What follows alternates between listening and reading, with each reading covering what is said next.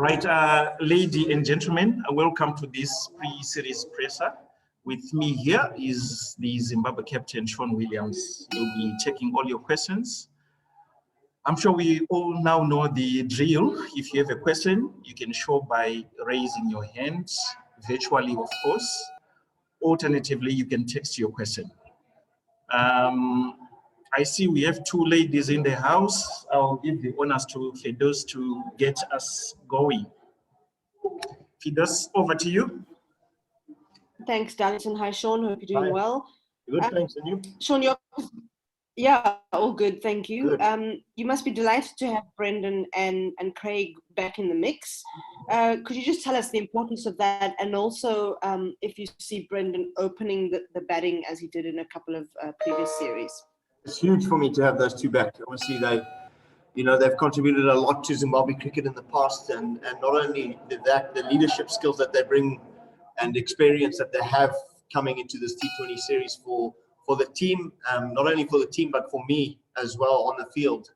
Brendan obviously playing T20 tournaments all around the world is a huge thing, and yeah, seeing Brendan back at the top of the order is obviously going to be part of the plans. And Craig also, he brings that cool, calm collectiveness into the side. Right, Mohisha, your turn. Yeah, this is Mohisha from Pakistan. How are you? There's a question for you. Are you getting my voice? Yes. Are you? Yes. How would you rate Pakistan team? They are coming out of a series of wins. First at home against South Africa, and then in South Africa in T20 series and one-day series. So it's obviously a great achievement for a touring side to beat South Africa and South Africa. How would you rate current Pakistan team? Thank you. I think they're a very good side. I think they're playing fearless cricket at the moment. They've got a lot of experience in the side, and obviously having Baba leading them and leading from the front with the bat has been exceptional for them. The top order scored a lot of runs in South Africa, which was crucial for them in winning that series. And to beat South Africa in South Africa is no small feat. It's a big thing. So yeah, I rate them very highly. I think they're a good bunch of people. We always have good chats and a good time with them as a team. So yeah, I think they're a really good side, and I think they can go far. All right, do we have anyone else? I see Fidos, your hand is up again. Sorry, it actually wasn't, but I'll go again. Sean, we saw Fakhar Zaman was just on fire here in South Africa, and he's been batting so well. I don't know if you watched the series, but how do you reckon you can stop him? I think we can stop him. I think we've got some guys here that can stop him. We've got some young guys on the side that play fearless cricket, and I back them to stop him. I think he's stoppable. So not only that, we're playing at home.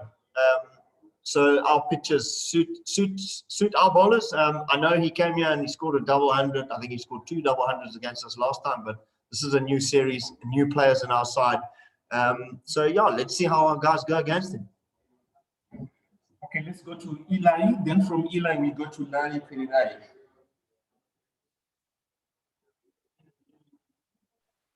Hi, Sean. Hi. Great. Just a quick question for you.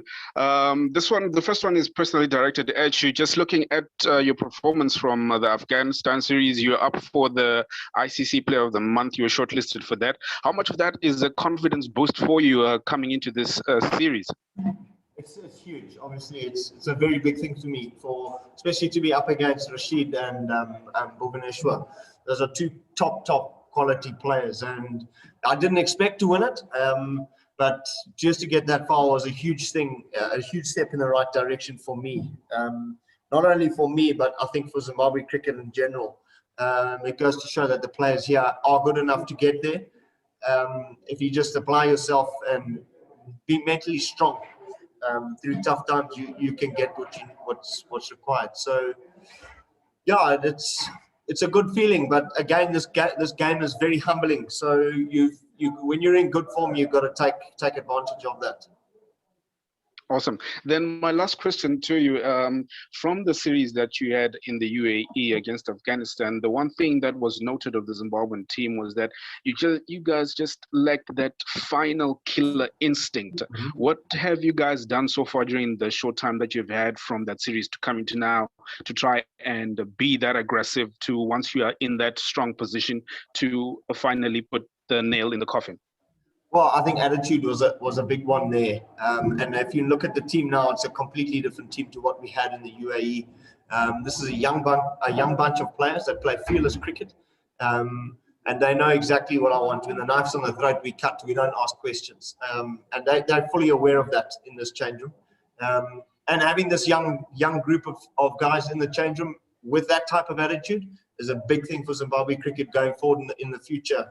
The next generation of players is here now, so it's time for the senior players to stand up and teach them that killer instinct. Okay, Larry, when we go to Mr. Teach.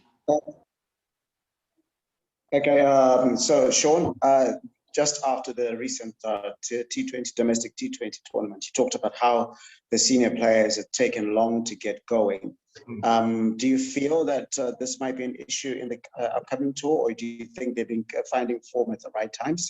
And my second question being, you've been now pretty much been captain across the formats at the moment. Do you feel any extra pressure from taking more formats or stride?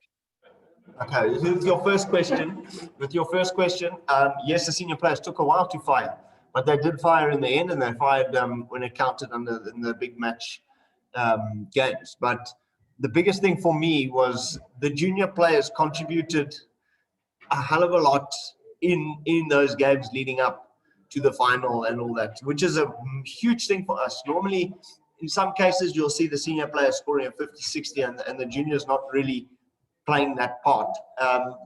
It's changed now. The juniors are contributing. Like, for example, in my team, you had Craig firing, I wasn't firing, but the juniors contributed in every single game and in every aspect of the game in order for us to get to the final. And that, for me, is huge. And that's starting to create unity around the players. Or not only that, the vision is there. They understand what's required of them now. So that, for me, is a big thing. And then secondly, with the captaincy, obviously there's a lot of pressure. There always is. But it's just something that comes with the job.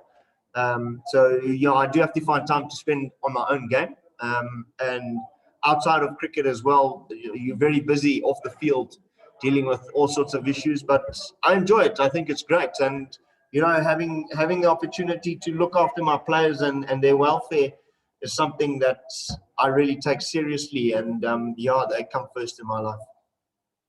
Okay, Tafad was Star FM.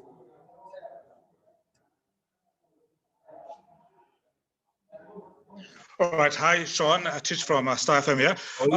You've spoken about how the young players were doing well in the T20 competition. Obviously, it's a different level playing domestic cricket and international cricket. So what have you been telling these young players, especially the three who've not been kept at international level, in terms of preparing them for this series versus Pakistan? And secondly as well, how important was this domestic T20 competition in preparing the team for this series, especially given that during that series against Afghanistan, you spoke about the short time that you guys had to change from the test format to the T20 format?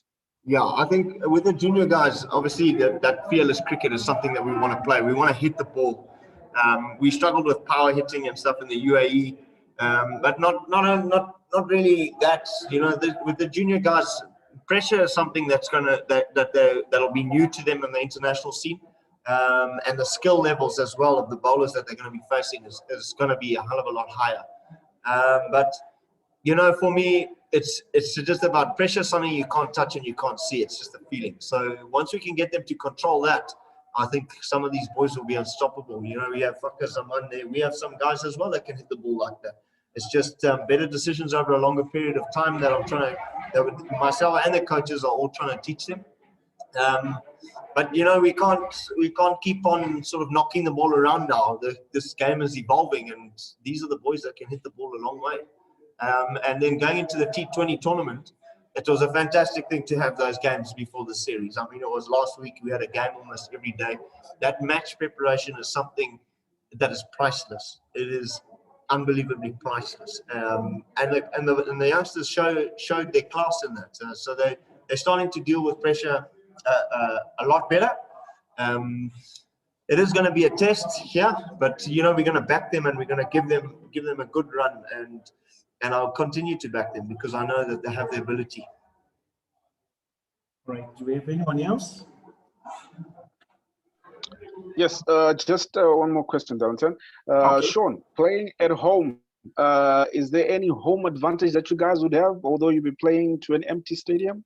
Yes, of course, we're at home. It's a massive advantage. Would be nice if the crowd was here, but they're not. So, but just being at home is huge. And obviously, being in our hometown in Harare, it's also great. Our own nets, our own wickets, we play here all the time. Everything about it is to our advantage. Awesome. Okay. Larry? Okay, just I know that this question around the bubble has been asked a lot, but the fact that a lot of the players, some of them went to Afghanistan, came back, maybe just had a short break, and some of them have been in the bubble for such a long time in as far as domestic competition is concerned and so forth. How much of an effect does that have, positive or otherwise, in terms of preparing for this particular tour, and especially for the young guys who've just come into the team? Yeah, the bubbles are tough. It's bubbles, like I said, I think in a previous interview in the UAE, it's not for the faint-hearted. You got to be mentally strong in the bubble. It's not only us; it's our coaches as well. So the leadership guys are the guys that are in charge of that. It's our attitudes, how we go about our things, and how we react to certain situations, whether it be good or bad, is how the juniors react. So that's something that I'm fully aware of, and something that I am consciously trying to make efforts into having a good attitude towards everything. Things don't really go your way. You can't get certain things. You can't get food. You can't get, the normal little snacks. You can't just go for a drive and watch a movie anyway. That gets tough.